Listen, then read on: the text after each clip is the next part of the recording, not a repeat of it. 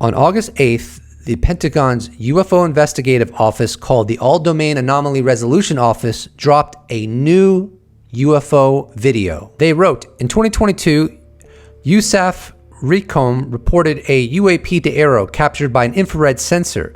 AARO cannot determine if the signature originates from a physical source. The available data is insufficient to evaluate the phenomenon's performance characteristics. Let's go ahead and watch this video. All right, so basically, I see what appears to be like a flying booger. And I'm utterly underwhelmed. And I think this is pure silliness. And I'm going to tell you why I think this video that AARO dropped is complete and utter crapola. Music and Truth responded to their new drop with, well, I think you know it's a physical source. I think you also know that you're still scraping the bottom of the barrel with a release like this with the intent to make people think these are representative of the best you got. And here's what journalist Tom Rogan of the Washington Examiner had to say about the All-Domain Anomaly Resolution Office's most recent drop, and I quote, "Positive that they are releasing anything at all, but AARO has far more compelling imagery in its portfolio.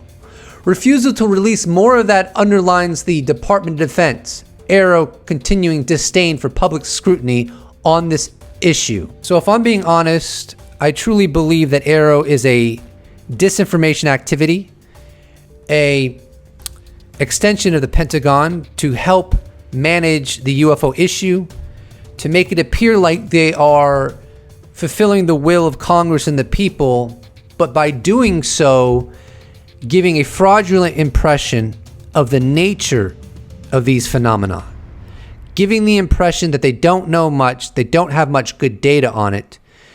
There's not better imagery of it, and it could totally just be adversaries, totally just be weather phenomena, totally be in that category, which is not to say that there aren't UAP in that category.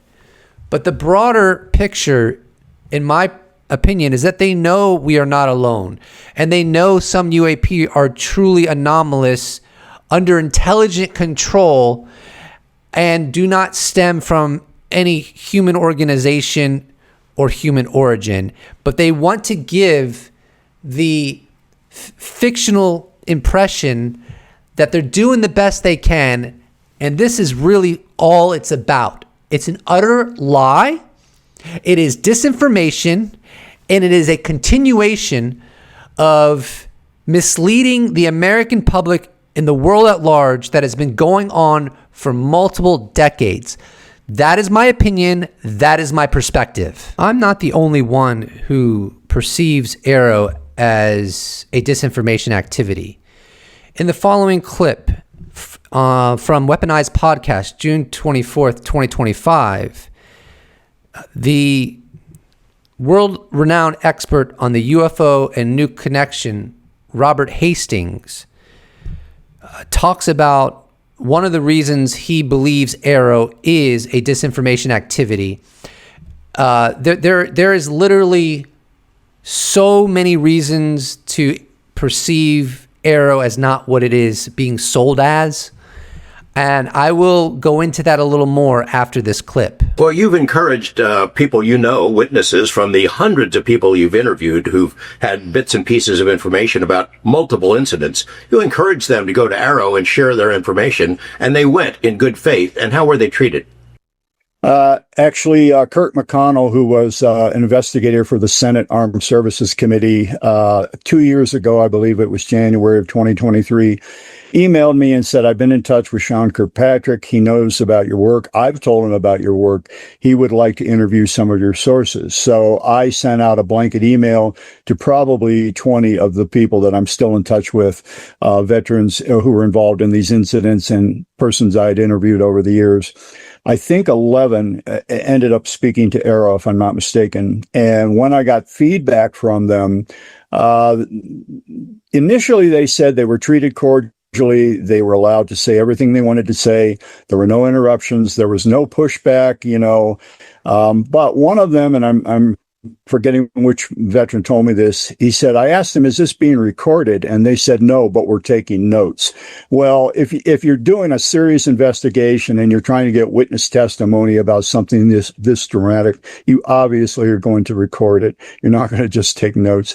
And I ultimately got a second confirmation that the veteran was told that they were only taking notes, which kind of confirmed, my impressions of what AARO was all about. I've said, I think in my interview with you on the Coast to Coast last fall and on other podcasts with Ross, for example, Ross Coulthart, I don't believe AARO is a legitimate group. I think it's a front.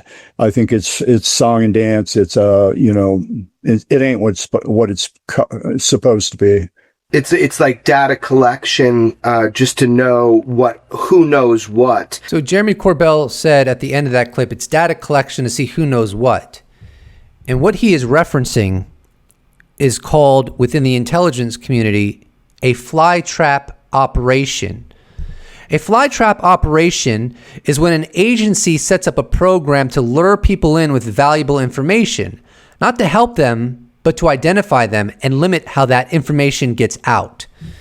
So others have speculated that that is the nature of AARO. And many whistleblowers do not trust AARO and have opted to bypass AARO.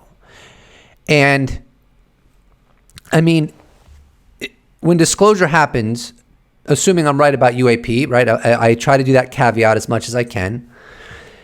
I don't know if the U.S. government and those involved in the secrecy have thought enough about the sheer number of books that are going to be written about the cover-up. Forget the aliens, forget the non-human intelligences, forget the exotic technologies. There are going to be historians, intellects, academics that are going to sift through everything that happened up until disclosure. And there's going to be scholarly books and articles written about how it wasn't passing the smell test and how shady the U.S. government was regarding the UFO issue. Now, they're getting away with that shadiness because of the cover-up and the disinformation campaigns. I've said before, it's like we're all hypnotized by these efforts from the intelligence community. And so we give so much credibility and credence to this idea that there's nothing to see here, to the arguments and persuasion that skeptics promote, that we don't see what is right underneath our noses, which is persistent shadiness by the U.S. government and how they handle the UFO issue.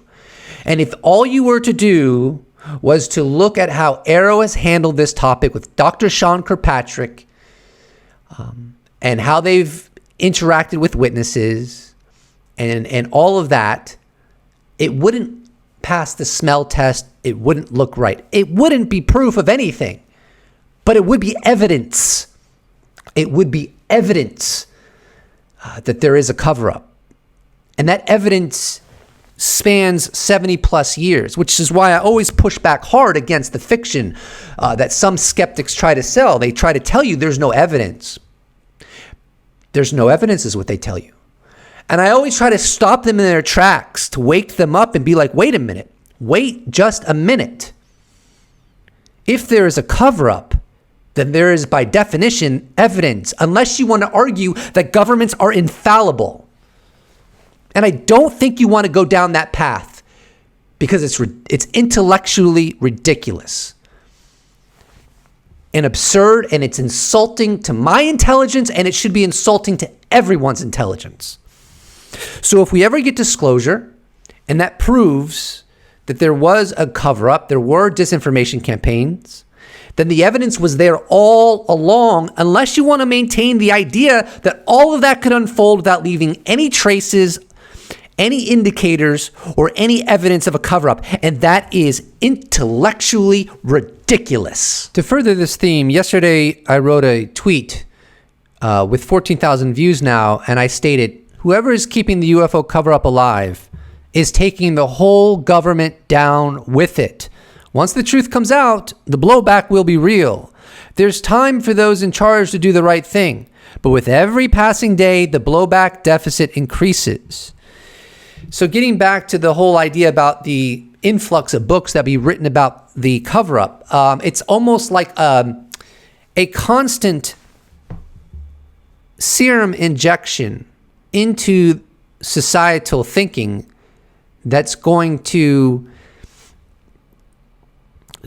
persistently diminish the public's perception of the legitimacy of government. And the only thing I can think of that the government can do to help mitigate this is do something heroic, right? Because if what they end up doing, it becomes clear that it's as a result of not being able to get away with the cover-up any longer, that paints a picture of guilt, of premeditation, and commitment to deception. And it's going to be hard to heal that. And so what the government needs to do, in my opinion, to prevent the tsunami of blowback and antagonism is to do something utterly heroic. Come clean, be transparent, apologize, and that will be the jujitsu of public relations. Anything barring that, and you're going to have a constant injection of material from our scholars and our academics, our commentators, our intellectuals, writing about how the cover-up was employed, the depth of the cover-up, who was involved with the cover-up, and what that means about our relationship with the government. And that is just going to deteriorate the relationship between the public and the government to an extent that will never fully be repaired. So someone could say, yeah, but those articles and those books and those documentaries are going to be made regardless of what the government does. Yes. But those documentaries, those books, those articles can be written with the framing of the U.S. government making amends, or the framing of the U.S. government ultimately telling the truth because they had no other choice. And that will make all the difference in the world, in my opinion. Because you're dealing with human beings. And human beings, like me, like you, we have a potential for mercy and compassion and moving on. But you severely complicate that when you give up the truth only when it appears you had no other choice. And conversely, you stack the cards in your favor if you choose to be the heroes in this saga. I don't know what you're going to choose, gatekeepers, but I'd highly recommend using common sense here. And getting back to what Robert Hastings said, learning that witnesses from UFO incursions at nuke sites, and they were only taking notes. You know, I'm not an expert, but it does seem shady that they would not want to record those interactions so that they had more precise logs of them. Here's a really interesting tweet from November 12th, 2023, maybe even a historical tweet. As of this date, it's gotten close to 400,000 views from civilian analyst Matthew Pines. He wrote, a current, very highly cleared DoD SES recently confided to me that AARO is entirely a disinformation activity designed to cover and distract with no qualms about misleading Congress. This person also indicated they were recently given a skiff briefing on the Grush stuff, and then he followed up to clarify that they in the last sentence refers to my source. Now, I'm not saying that's gospel. I'm just saying it could be an important note as this whole thing unfolds and there really is a cover-up. In the following clip, scientist Kevin Knuth talks very clearly about the travesty of the cover-up and the results of the cover-up. I believe it's from the SCU YouTube channel, Scientific Coalition on UAP Studies. I was looking for this clip. I only found it on X. It wasn't labeled directly, but there is an SCU enigma on it. Let's play that clip and then we'll discuss it. We've been ignorant about this situation for 80 years, and for at least 80 years, since the 1940s, I'm just saying, right? So, yeah. This attitude among scientists that this isn't worth studying, and this attitude among, government leaders that, well, we can't talk about this, we got to keep it classified, has led to this situation where almost 100 years later, we are still almost just as ignorant about the situation as we were then. 100 years and we've barely learned anything. Now, has the government learned, has some aspect or program of the government learned something? We don't know. But as a whole, we've learned nothing. The Navy is like, we're encountering these things and we don't know what to do. Congress, please help. That's 80 years. That could have been solved by putting scientists on the problem in the 1940s.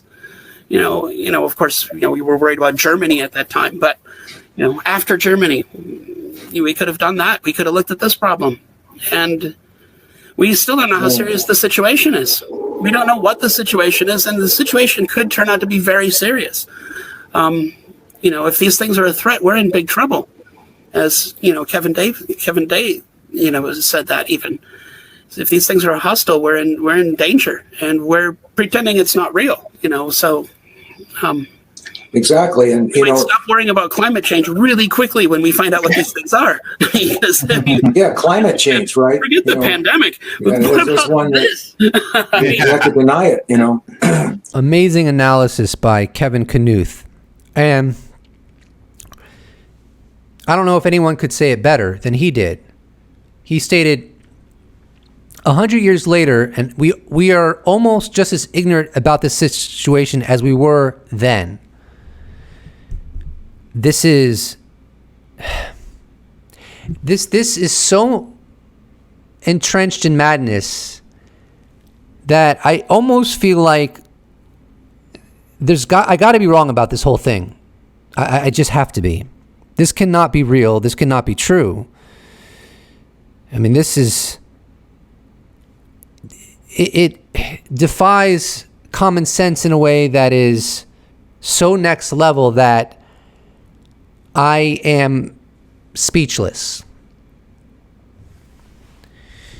And, I used to think that we'd kind of just quickly move on after disclosure and it wouldn't be a big deal.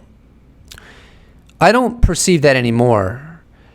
And I think part of the reason is because there's a truth that is easy to overlook. And I wrote a beautiful tweet about that a while back, but I'm not going to look it up right now. But basically the idea is we can't know the significance of the cover-up until after disclosure. We can't begin to scratch the surface of comprehending the absurdity of the cover-up until after disclosure. It's one of those things you cannot understand while it's happening, while you're experiencing it, while you're living under it. And maybe that's part of the reason governments do not want to come clean, because they grasp that. The disruptiveness of it is going to be extraordinary. And it's not going to be disruptive in the sense that society is going to be unable to accept it or be mature about it. It's going to be disruptive in the sense of how it changes society's perception of government. It's going to be disturbing in the sense of our society realizing that we were all lied to about something this intrinsic to our reality. That is going to be the most prominent disruption that we will experience. And people that say, no, it's scary, it's this or that, and I'm going to say it very clearly. Bullshit. There is nuclear proliferation. There's environmental ruin. There is that risk that whispers in all our ears that at any moment someone is going to launch an ICBM and the world is going to destroy itself. Russia has nukes. China has nukes. India, Pakistan, Israel, North Korea, and Iran might end up getting nukes. It's like it feels like a ticking time bomb. Sooner or later, we are going to be wiped off the map because of nukes. We all know it. We all understand it. But somehow, we're asked to believe that learning about non-human intelligence is something that we cannot accept. But the truth of the matter, governments can't accept it. It's a government problem way more than it is a society problem. Society's not taking the fall. Society's not going down. Society is not going to be looked on at under a microscope.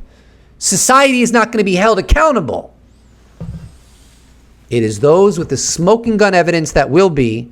They have everything to lose, and they don't want to come clean because they don't want to be held responsible. Tyranny! And I can see it right now. There are some people who think they are really, really smart, and they're saying, "Oh, this guy's a nut. There's no UFO cover-up. What's wrong with him?" And I will repeat what I repeated before. You can only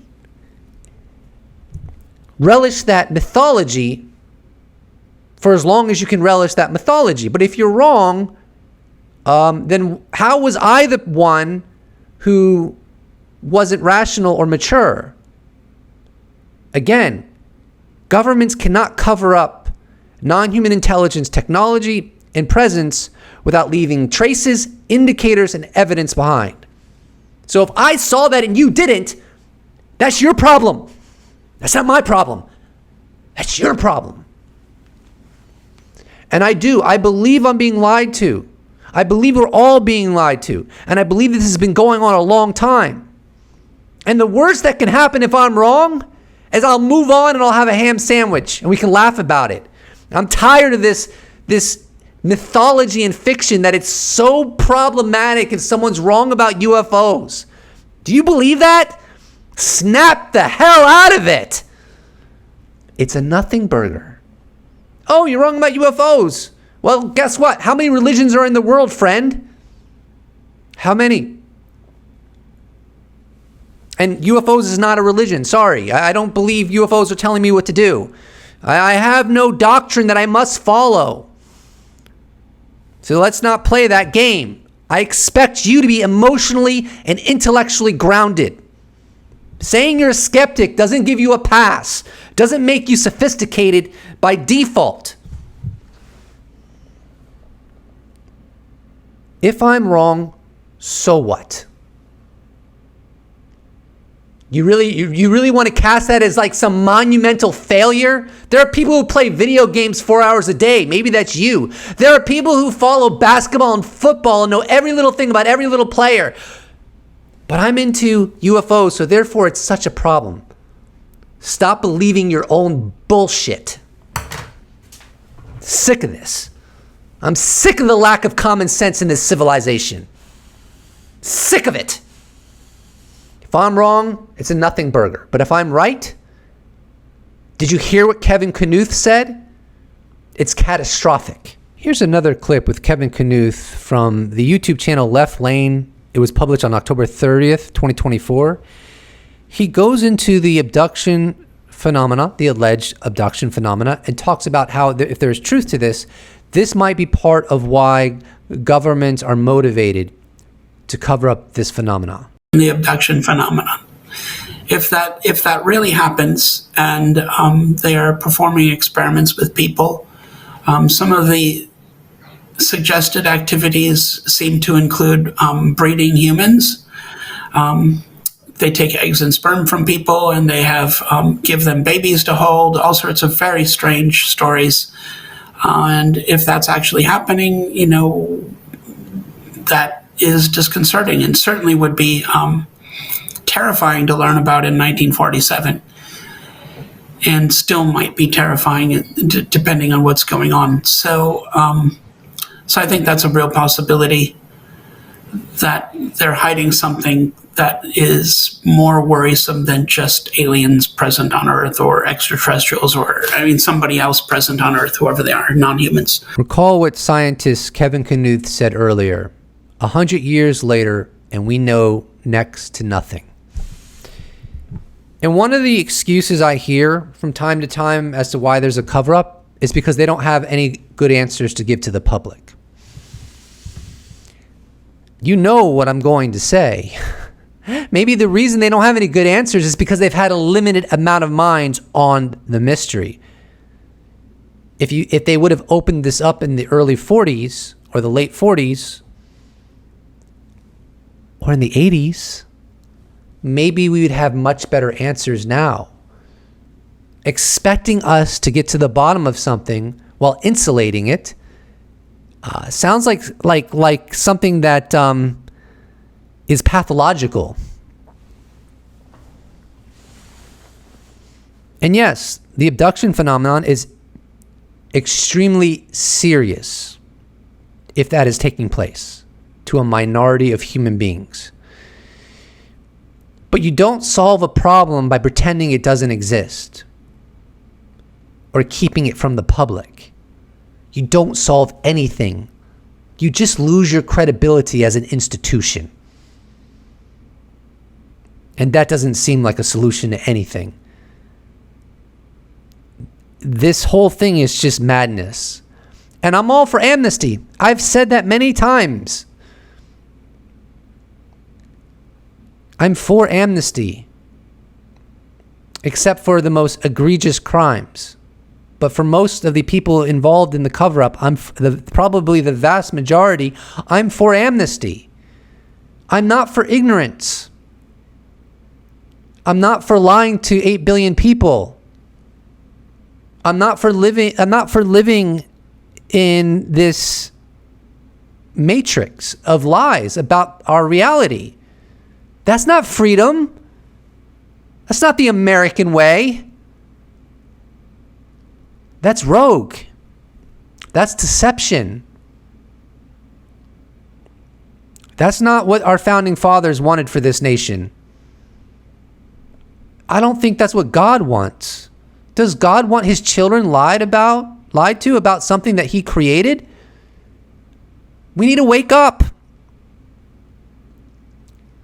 And like I said, if I'm wrong, it's a nothing burger.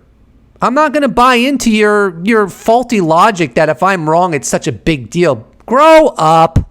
Grow up. But what's catastrophic is if I'm right. If all these whistleblowers are not wrong. If governments are lying to us. If our scientists are in the dark. And people are going to their grave without learning this reality.